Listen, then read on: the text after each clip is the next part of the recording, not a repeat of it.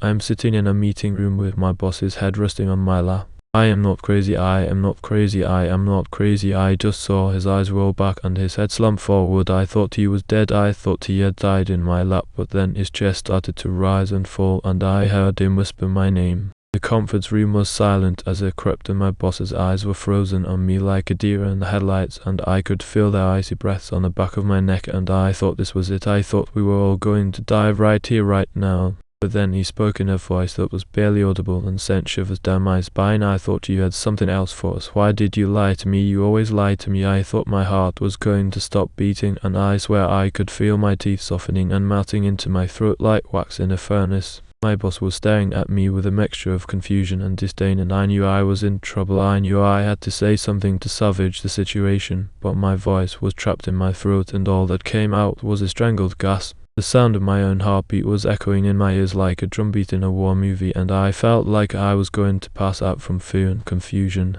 And I thought this was all just a terrible dream, but it wasn't. It was real, and it was happening right now. My boss was getting up from the table, and his movements were slow and deliberate like a zombie rising from the dead, and I thought this was the end of my world as I knew it, and I would never be able to show my face in this office again. But then he said something that made my blood run cold. You know what I found in the server room last night, don't you? I thought my heart was going to stop beating, and I felt like I was going to vomit all over the conference table. I am not crazy, I am not crazy. I saw the look in his eyes and I knew he was telling the truth, and I was staring at a monster that was standing in front of me and smiling at me with a grin that was so wide it was almost impossible to contain.